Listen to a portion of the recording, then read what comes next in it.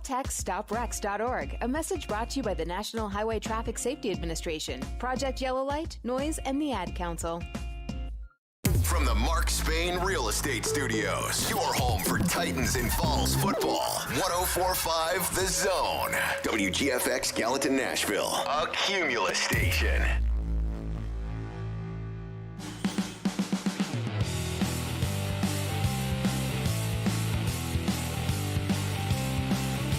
Live with you on 104.5 The Zone. It is the Nashville Soccer Show on this Tuesday evening. A very good Tuesday evening to you. Hope you enjoyed a long and restful Memorial Day weekend. Alongside Davey Shepard and Lucas Panzica, I am Will Bowling, talking about a big one for Nashville SC against Atlanta United at the weekend on Saturday. A Champions League final victory for Davey Shepard's Chelsea, and a Nations League Semifinal, whatever that means, for the United States against Honduras coming up later this week. Gentlemen, how are we doing this evening?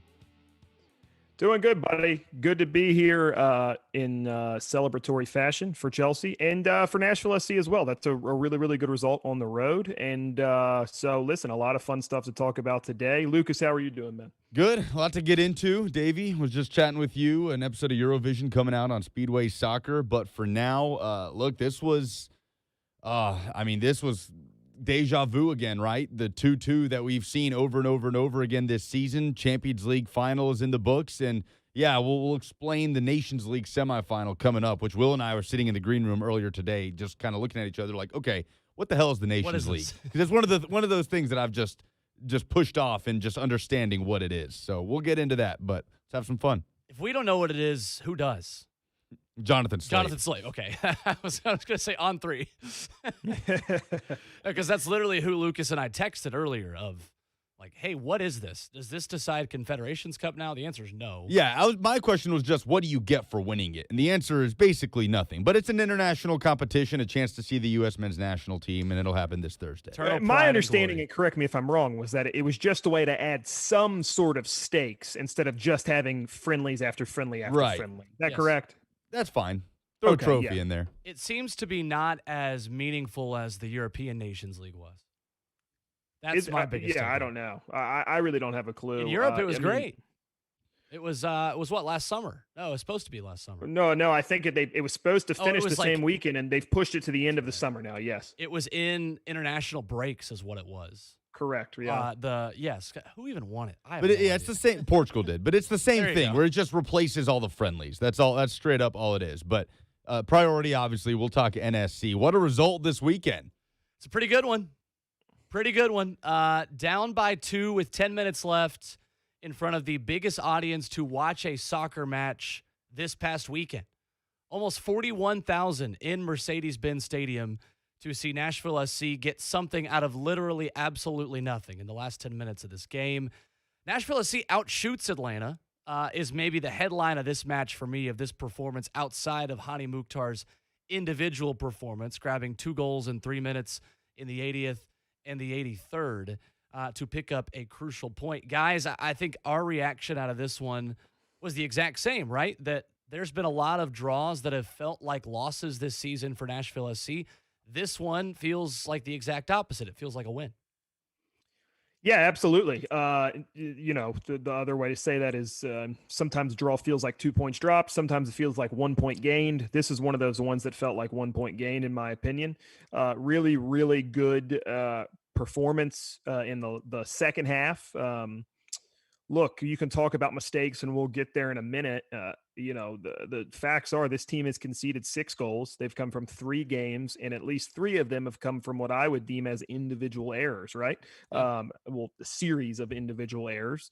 I think you could argue the Montreal goal was there's one deflection and then one was a banger, right? So not too much to be done about those two, which is fine. Look, Atlanta is a good team. We said it. I thought the Nashville could win this game. I still think they had a pretty good chance at that. Alex Moyle is barely offside, almost gets back on for what would have been an earlier equalizer, make it 1-1. Didn't happen. That being said, I think they had good chances. I think they had more XG than Atlanta, if I recall. It was close. It was barely less, but it was like 1.3 to 1.2. There you go. So super close in the XG department. And look, that's a hard building to go play in. 40 some odd thousand people there. Nashville, for a few moments, looked to not be up to the task. Then they kind of righted the ship. Then you let in another one, which is a nice little finish. And hey, the best player in your team goes out, scores 2 much needed goals. We're going to talk about that shortly. I'm fine with the result. Totally.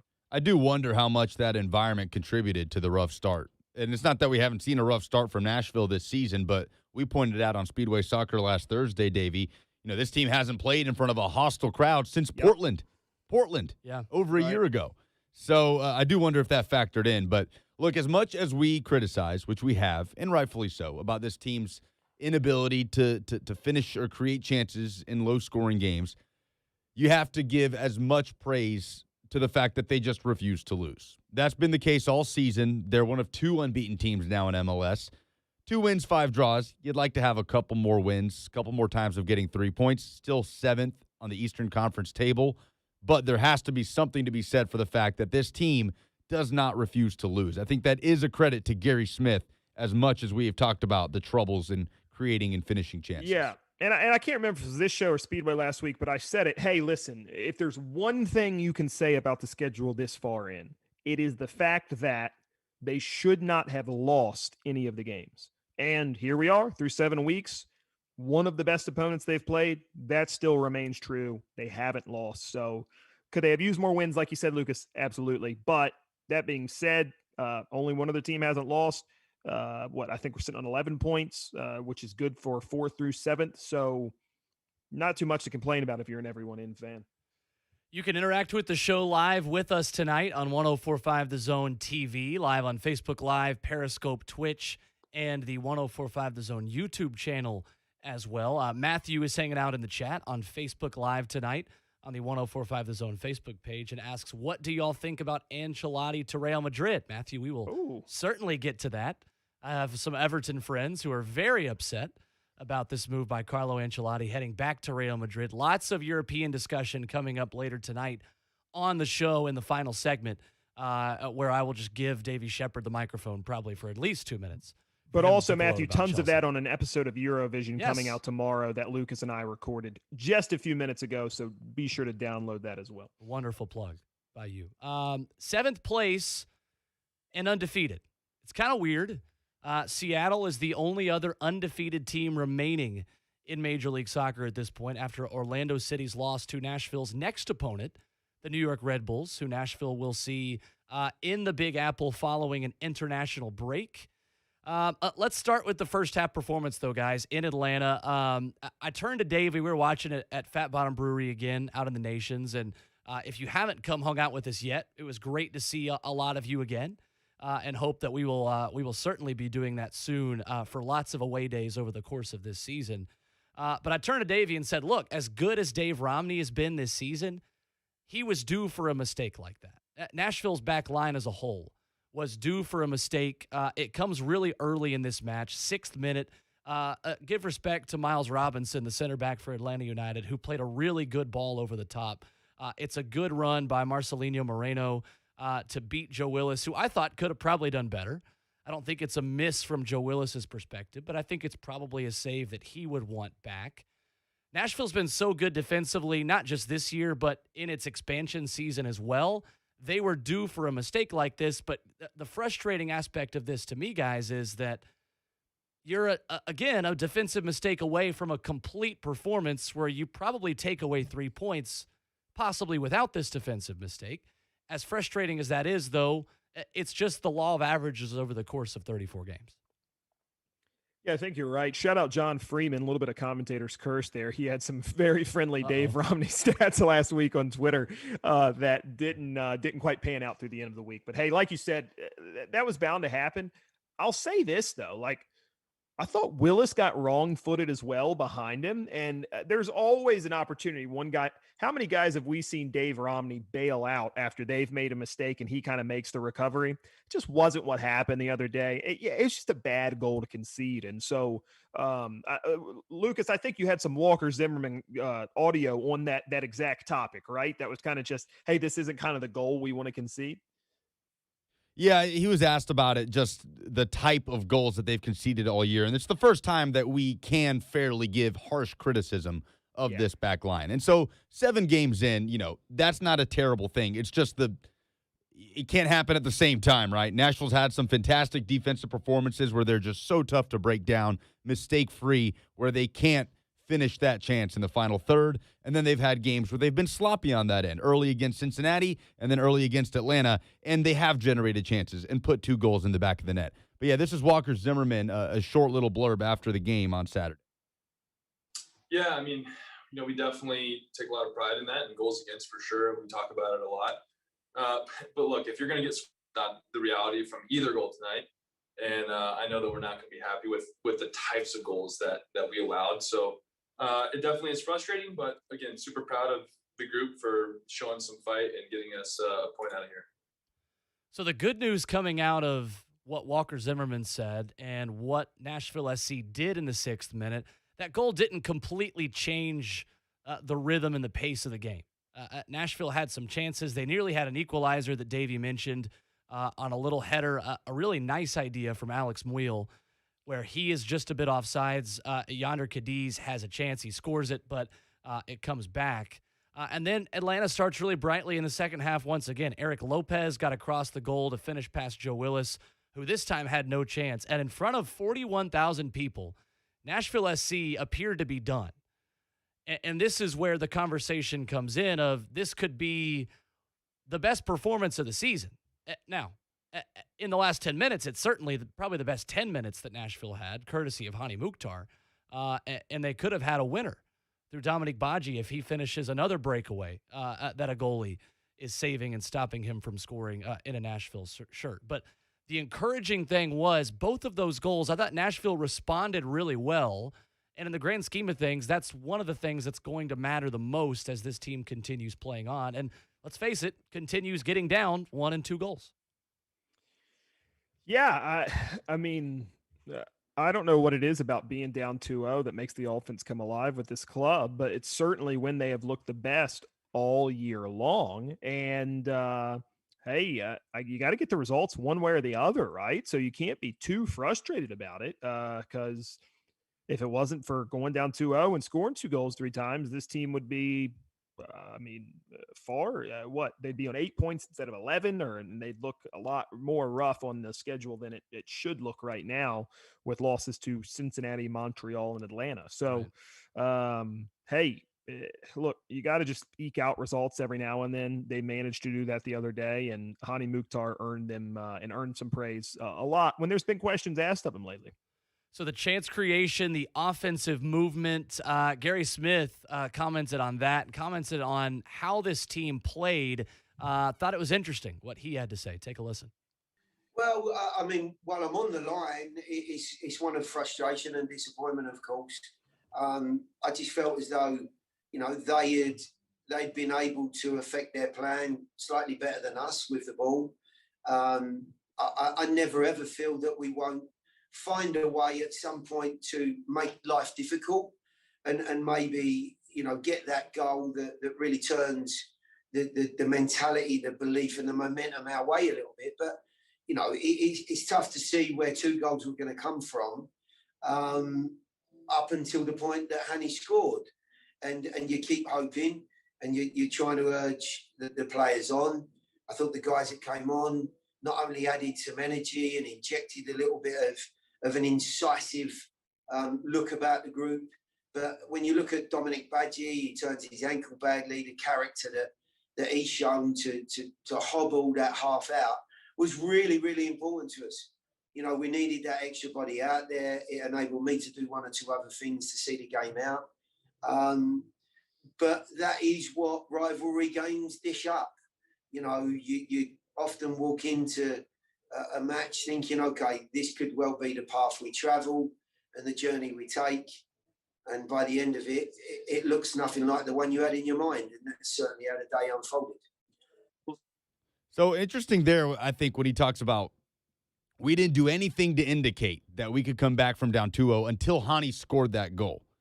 And he also references the subs they brought on. Matt LaGrassa, who we hadn't talked about yet, had a significant impact on that 2-goal comeback, but that was all Hani Mukhtar. That was your DP bringing you back with the brace to get out of there with a point rather than dropping all 3. And I think it's interesting Gary says that as well, because this wasn't the same storyline as Cincinnati-Montreal. Cincinnati-Montreal was shaking off a very poor start and then just dominating. This was one player creating a spark in the span of 5 minutes, which is what we've been asking out of Hani Mukhtar since he got to Nashville. It's what we've been asking every single one of Nashville's designated players. I mean, this is the exact point I made about Yonder Cadiz on last week's show, and really 2 weeks ago as well. Nashville doesn't have a guy that can pull something out of nothing. Lay all aside. Lay all aside. But still, I mean, aside from a couple of really long-range finishes, Leal has been, to me, Nashville's best player this season. But he hasn't had that long-range finish. He hasn't had that one moment of brilliance that just takes everybody else out of the play where he puts the team on his back and scores. I think that's fair to say of Leal at this point. Other than an accidental wonder goal against Cincinnati. Exactly. Yes. Exactly. Which is why that doesn't even come to mind for me, because it's a cross. This is Hani Mukhtar being a designated player that pulls something out of nothing. If you remember Nashville's loss to Atlanta last season, really on the road and at home, it's Atlanta pulling something out of absolutely nothing. And that's what Nashville needs when they're not creating a high volume of chances and they're playing so well at the back. 1 or 2 of these moments of brilliance is going to be enough the way Nashville SC is playing defensively right now.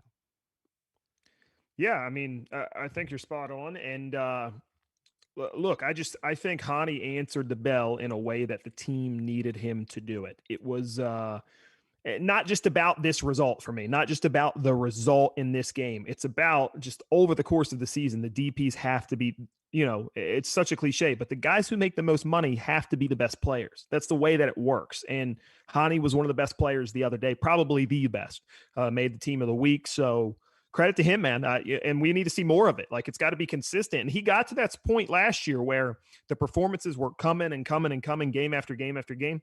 I hope the international break does him good. Tweet on a comment on Twitter the other day saying to the people of Sudan, hey, I'm not able to travel right now, but I am going to play for you. So he's officially switching from Germany to Sudan. He played for the German youth system. So big news for him. Could be big news come into the summer when Africa Cup of Nations qualifying starts. Yeah. He could be missing some serious important minutes towards the end of the year. But hey, it kind of is what it is. So it's good to see him out of him at this point in the year. And on that note, I've got something that dawned on me about Hani Mukhtar literally today. We could talk about that on the other side. Plus, MLSsoccer.com has a key stat for every Eastern Conference team, and there's one stat for me that defines Nashville SC's attack this season. We'll discuss that as well. Nashville Soccer Show with you until 10 o'clock right here on 104.5 The Zone. The Titans have clout. But we're talking about clout. Titans have clout. But it also, to have a reputation like they seem to be building, means something. Means something to guys who are coming in. Means something that they play in the city of Nashville. The Buck Rising Show. Tomorrow, 10 a.m. to 1 p.m. on 104.5 The Zone. This hour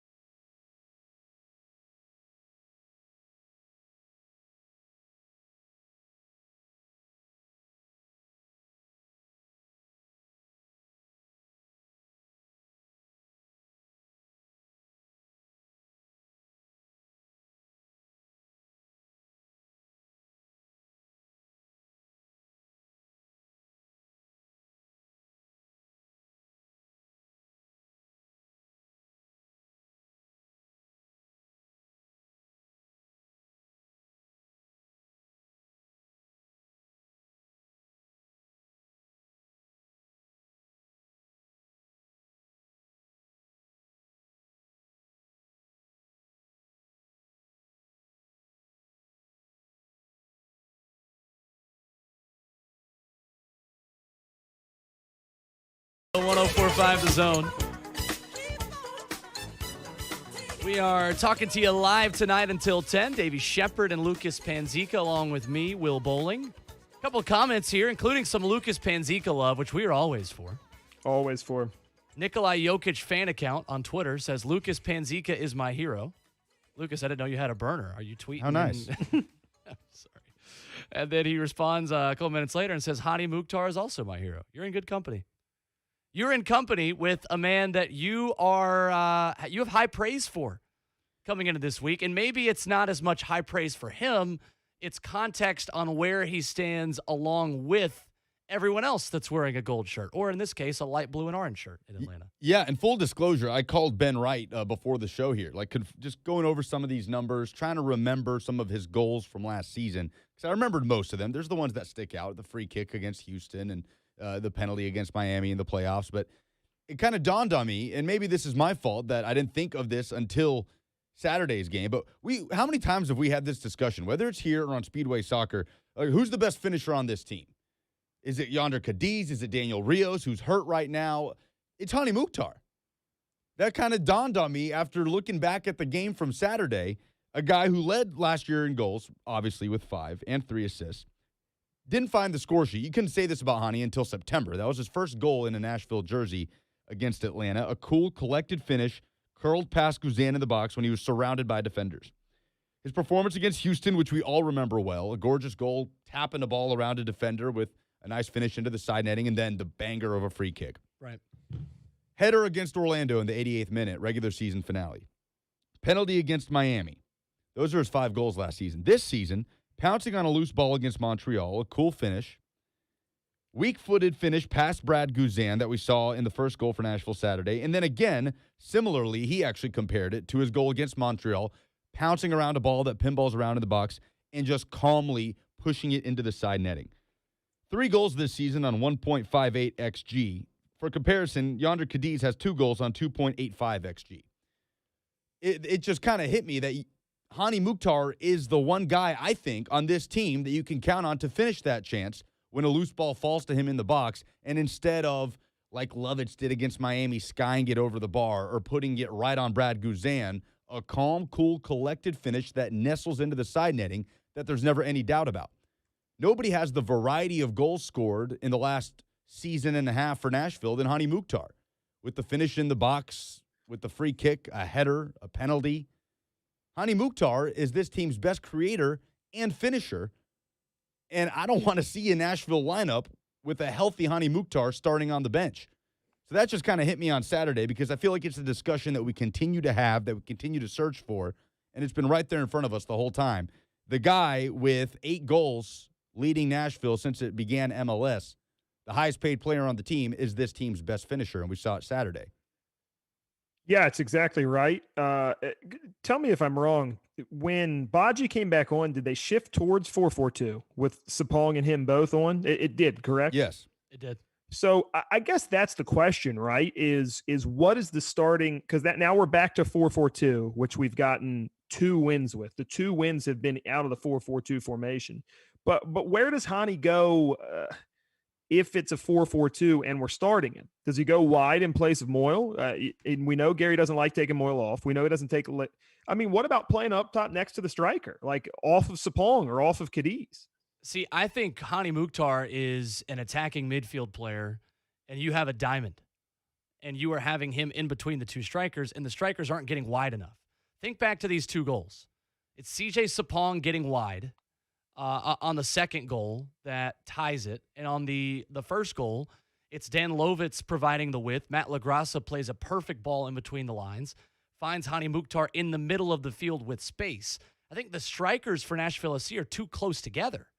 They're not creative enough to create these diagonal runs that creates the space for Hani Mukhtar in the middle of the pitch.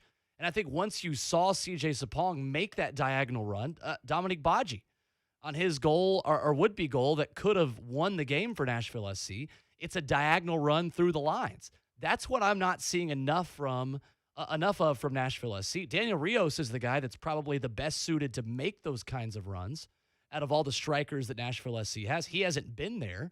So, look, I mean, I think you might get to a point where as Dax McCarty and Anibal Godoy get more games in their legs and the games come thick and fast and you don't have a number 8 that you can really rely on, you're dropping one of those two guys and putting in Hani Mukhtar at the top of a diamond.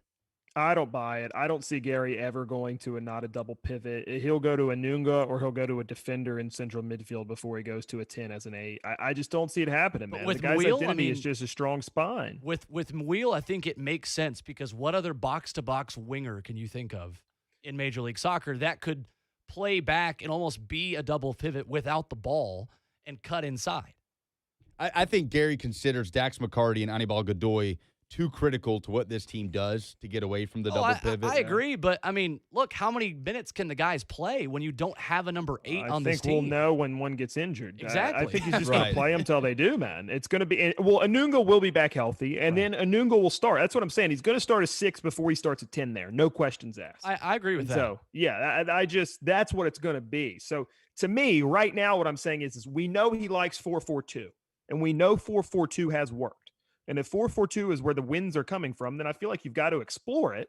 And then, okay, so how do you get your best player into the 4-4-2? You've either got to sacrifice one of the forwards or you got to sacrifice one of the wingers right now. I don't think Moyle's going off. I don't think Leal's going off. Start him up top next to Sapong or Cadiz, man. Give it a shot. Are we being too harsh on Matt LaGrassa here? No, he was great. After what he just did in the last 10 minutes, I mean, that's a guy that's raising his hand right now and saying, I can start. He was really good, and he had some really good performances last year as well. I think he's been tremendous. But he played in that Houston game.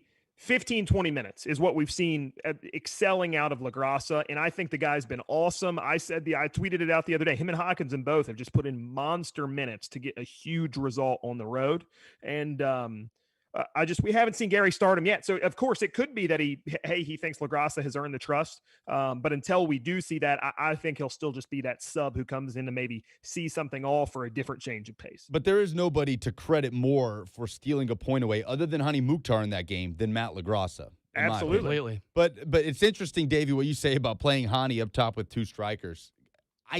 Part of me could see that and allowing him to drop back into a deeper and deeper role because nobody, like you said, can create something out of nothing like Hani Mukhtar. We talk about him as this team's best creator. You think he's the best finisher. I think he's this team's best creator and their best finisher. That's what I'm saying. He can't be left out of the lineup, and I don't like him on the wing, and I don't think we saw a lot out of him on the wing because we did see it a few times last year. But I do think Gary has kind of settled into this identity that it's going to be a 4-2-3-1 or a 4-4-2.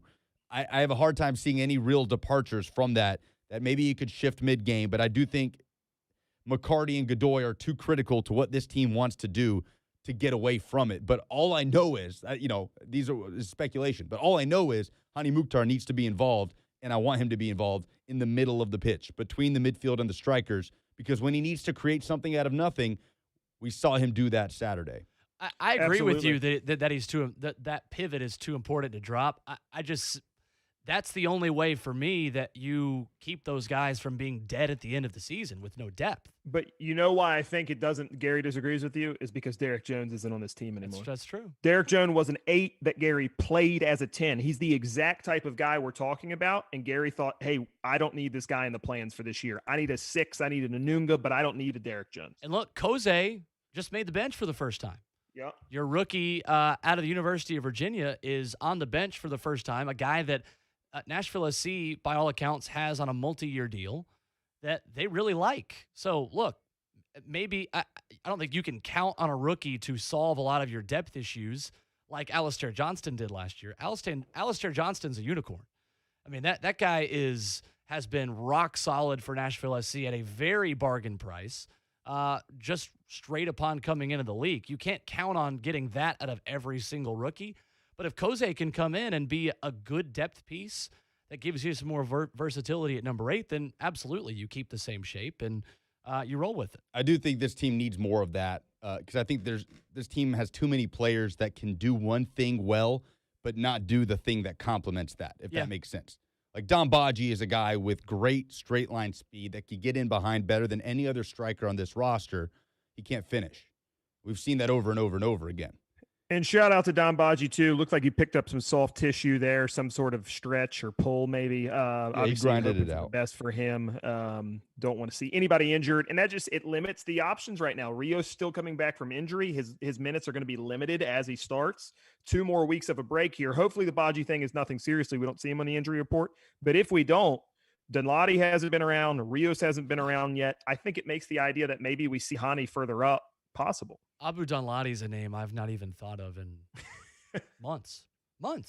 First time off the injury report last week, I believe. So first time back in contention. What's a name that surprises you more to hear on the Nashville Soccer Show? Abu Dunladi or an Eric Miller discussion? We're not going to have an Eric Miller discussion. I'm just saying, like if we were to, those are the two guys that I just don't. There's no sign of them right now for Nashville SC. Well, I can name another one, but I've been complaining about him all season. Wait, who?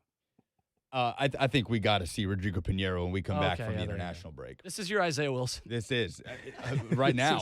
That is now. First of all, apologies to Rodrigo Pinheiro. You just took a crazy stray bullet from me. So that's apologies for me. But the equivalent of the way Lucas is talking about this is like the way the guy he produces for every day right here on the Zone stumped against Isaiah Wilson early on in his career. And there's still the majority of a season to have that figured out. But this team's about to be off for 2 weeks. You know, Rodrigo Pinheiro has not been called up. I can't believe I just said that. He's going to have – and you immediately apologized, too. Well, I know. But he's got 2 weeks here. So I wonder how critical a juncture this is going to be for Rodrigo Pinheiro. Because for a team that could use that dynamic depth on the wing to come in for an Alex Moyle when you're chasing a goal, I think that combination can be very tantalizing of Pinheiro and Hani Mukhtar in Nashville's midfield. But we have no idea. We just have no idea for what was the key signing of the offseason for Nashville SC. So I understand he's got to get adjusted, but I'm going to continue to talk about it until we see him. We know, Lucas. At Lucas Panzica on Twitter, if you want to go at him. At Davey T. Shep, if you would like to see him stirring the pot on Twitter about poll questions in Nashville media tonight live on the Nashville Soccer Show on 104.5 The Zone. All right, I'm going to get to my stat. I've been teasing this stat the entire show. From MLSsoccer.com. This is the one stat to me that defines Nashville SC's season early on. This is from MLSsoccer.com today. When Nashville SC has the ball, they know exactly what they're supposed to do.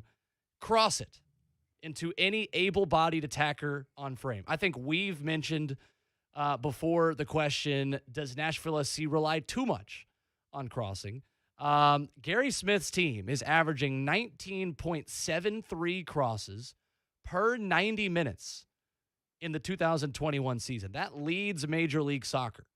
So it's risky.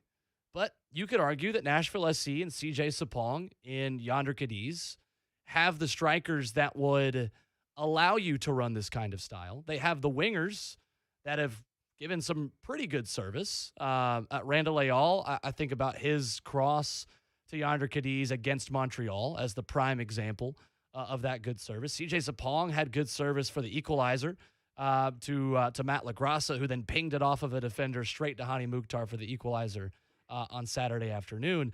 But guys, this is what really surprised me. They've generated the second most expected goals from crosses in MLS this year at 3.8, only behind New England Revolution.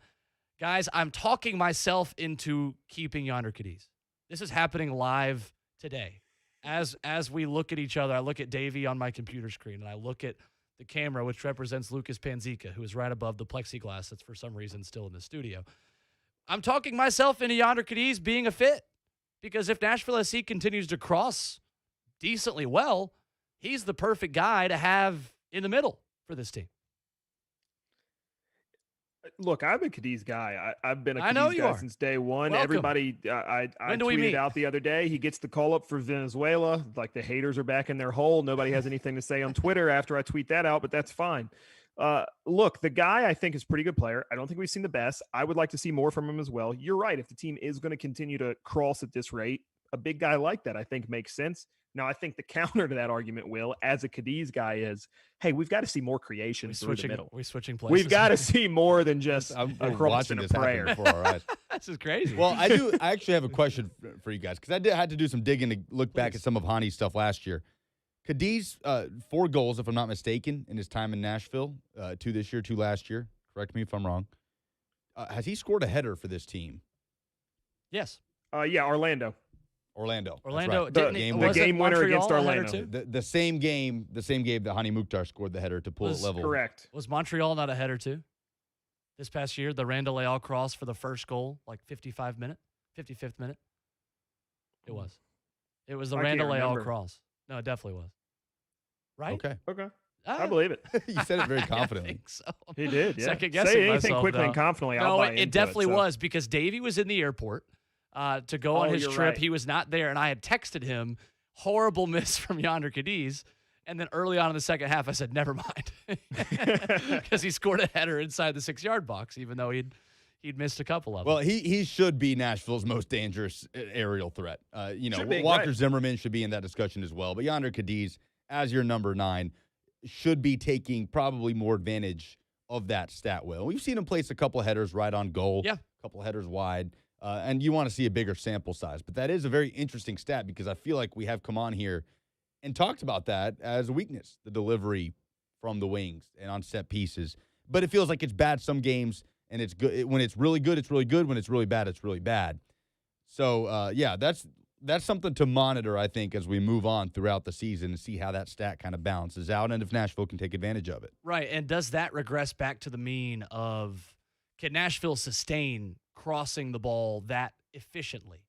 Because they haven't had great crosses for some games. I mean, Miami, the service was horrible throughout that entire game, and it's kind of mind-boggling to me how you can have so many good crosses per game and expected goals off of crosses and then not get it past the first man on corner kicks so consistently.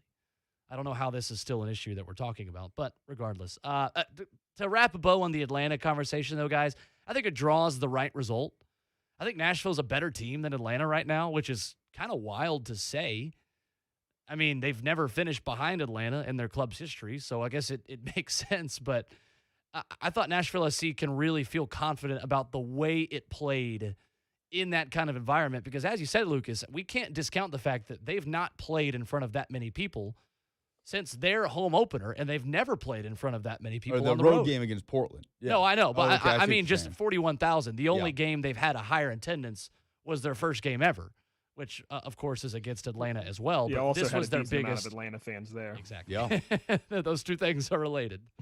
But this was really the first road environment like that they played in front of. I thought they handled it pretty well. Also, 2 Venezuelan striker bicycle kicks that were off the mark.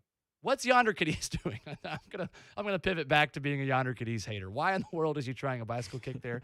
I don't think we'll ever know.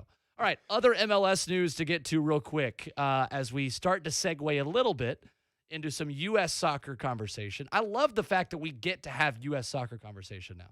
This is something we haven't gotten to do much of, with not a lot of competitive matches last year in the maiden voyage of the Nashville Soccer Show. So we're going to do a little bit of that coming up here in a little bit. Daryl DK is back, ladies and gentlemen, in Major League Soccer. And with the United States men's national team, Barnsley officially declining the purchase option for Daryl DK at the end of his 4-month loan announced earlier today. The 20-year-old, 9 goals and 19 league appearances. It's unbelievable. Got to the promotion playoffs. You got to think that if Barnsley makes the Premier League, Daryl DK is bought for $20 million, right? Well, let me counter that with another question. You think if Barnsley would have made it to the Premier League, Daryl DK would have got a call up to the USMNT national team? Well, that's fair. I mean, good God, what's the guy he's have to there do, now. man? He's there with the team now. But he's not on the roster for the Nations League, right? He's just like hanging out, playing ping pong. I and believe crap, that's right? correct. Come on, dude. I have no idea. By the way, Sargent looked great the other day. My God, how many times do we have to see this crap, dude? Sorry, I know I hijacked it there. Yeah, I think they would have bought him probably, Will. I think they probably would have bought him. Sorry. I love the energy on the show tonight. But I usually go get like a soft drink. We don't have a soft drink sponsor. We need to get one. I usually go get a soft drink in the break to like get me caffeinated through this. I didn't, and this is great energy on the show tonight. Look, I mean, why is Daryl DK not the number 9 for the U.S.? Like, why is this even a discussion? There does seem to be a reluctance there, right? To just throw Why? him out. Yes. And Tim Weah, too. Why does Tim Weah have to wait till the 70th minute to get on for the U.S. after winning Liga 1 for Lille and playing 37 appearances. I'm not even looking at the group chat right now because I'm sure Ben Wright is complaining about me and not defending Berhalter to the tilt like he is willing to do. I'm fine with that. Come on, man. Like, this was actually a friendly that mattered against Switzerland, and they don't show up again. I mean, they were fine. They lose 2-1 to a pretty good Switzerland team and future Jose Mourinho center mid for Roma, Granit Xhaka. Wears the number 10 shirt. I've got to plug that as much as I can. Did you see the Matt Doyle tweet after the game the other night? It was like, like the meme format, like Virgin versus Chad. And it was like the Virgin said, Sargent's good enough to start as number 9. And then the other one said, Chad said, like, Wando's the greatest striker in the history of the world or something. Yeah. It was really, really funny. So whenever my friends and I play FIFA and we either do like a red time finish or just miss the goal completely, we say, oh, dude, you Wondolowski every single time, which is totally unfair. To one of the best strikers, if maybe the best in Major League Soccer history for San Jose Earthquakes. I even when I went to see Arsenal play the MLS All-Stars in 2016, I booed him in his own stadium when he came on because of his miss against Belgium that I will never forgive him for. Jamie Watson is now in the chat on Periscope Jamie with 3 laughing emojis. Ben Wright says Davey's been drinking. I mean, goodness. I have not. Would never do it before the radio. Radio's different than a podcast, Ben, so mind your own business. We were enjoying some pitch invasion lagers. Not too many. If my parents are watching, I'm sure they probably are. During the Champions League final, Davey was loving life. Look, I was when we're going to get to that after the break too.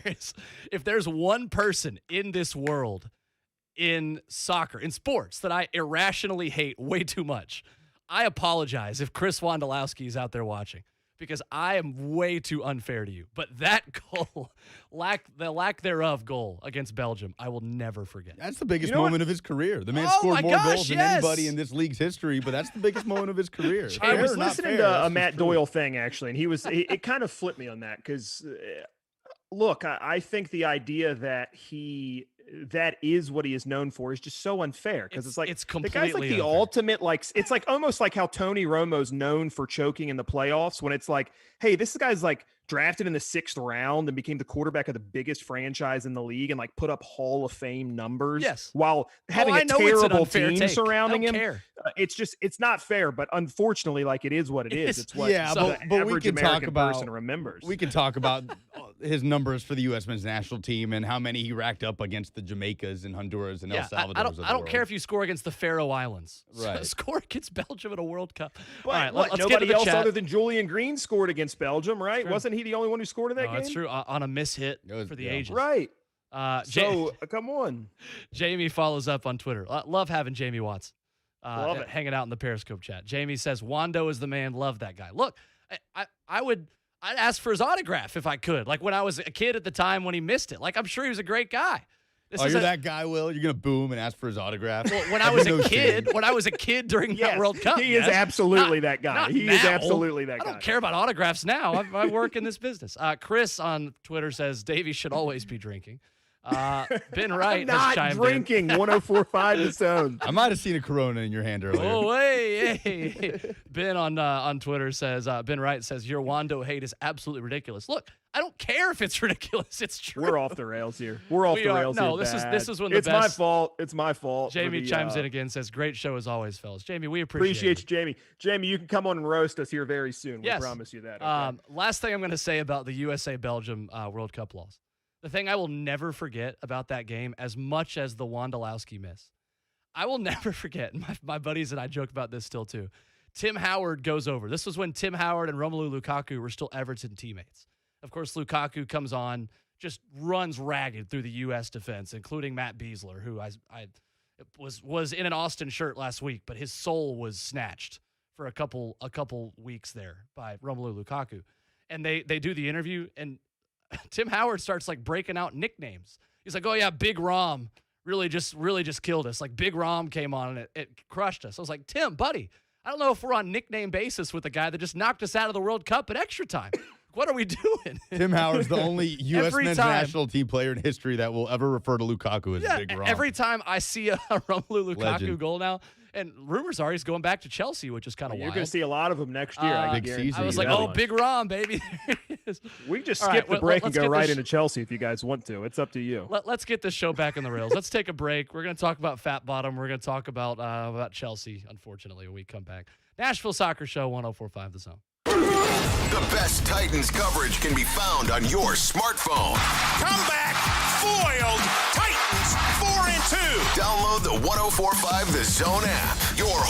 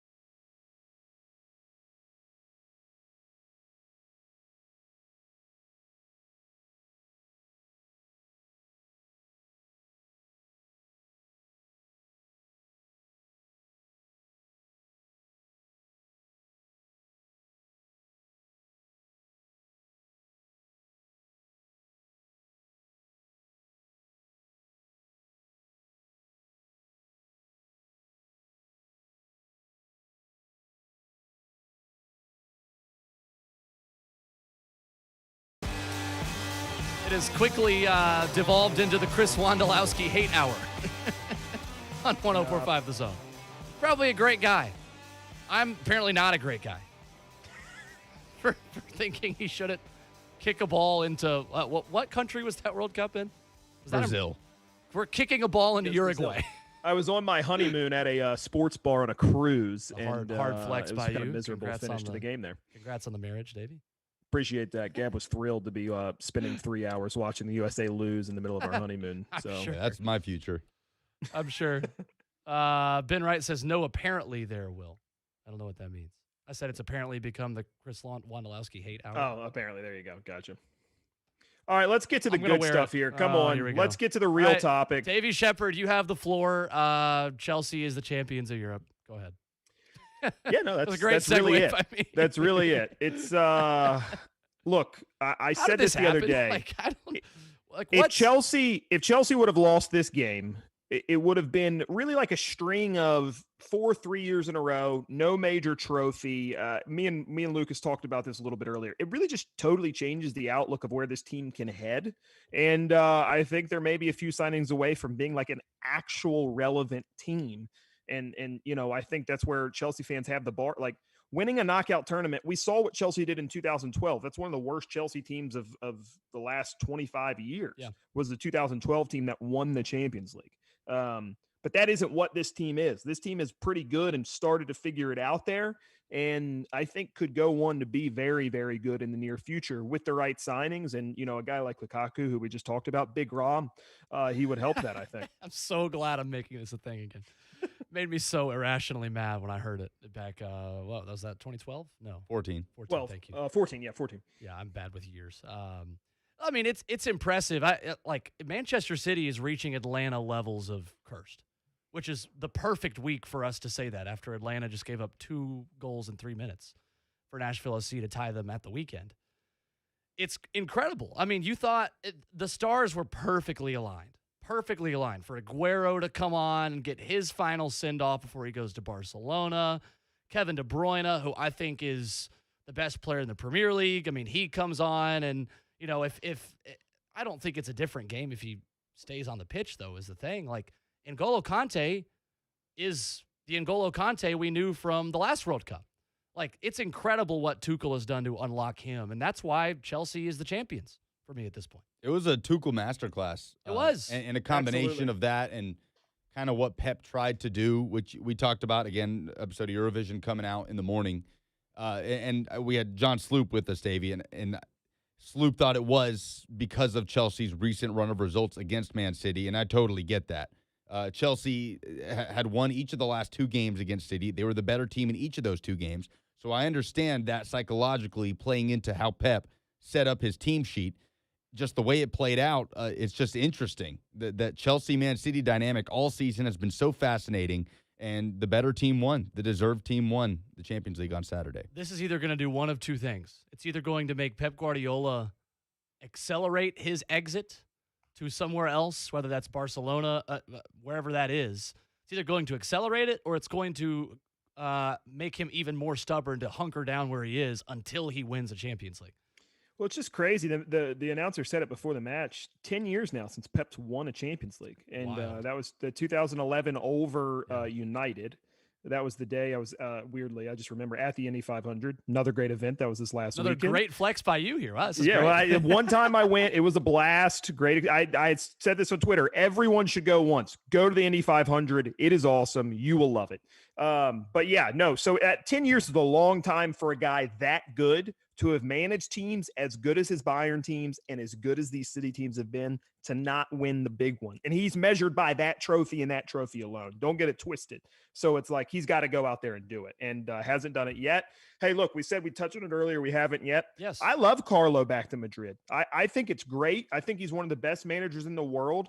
I think Conte would have done well there as well. Mm-hmm. I really, really hope Conte does not go to Spurs because I think he turns them into a very formidable team. It just maybe not even a great team, but a team that is horrible to play against. And I don't want to see London derbies against an Antonio Conte coach side twice a year. So I would prefer that not to happen. So we'll see how that goes. We'll also see how things go for the U.S. Thursday against Honduras, Nations League Semifinal. We will be having lots more away days as well at Fat Bottom Brewery, the official beer of the Nashville Soccer Show. A great Saturday with you all watching, unfortunately, Chelsea win the Champions League final, watching Nashville SC pick back 2 goals in the last 3 minutes. Let's get last comment. The Life of Apow on Twitch says, Conte likes winning trophies. He won't go to Spurs. That's a perfect way to end the show. I'm sorry, Chris Wondolowski, that I hate you so much. We'll talk about it again next week. 104.5 The Zone.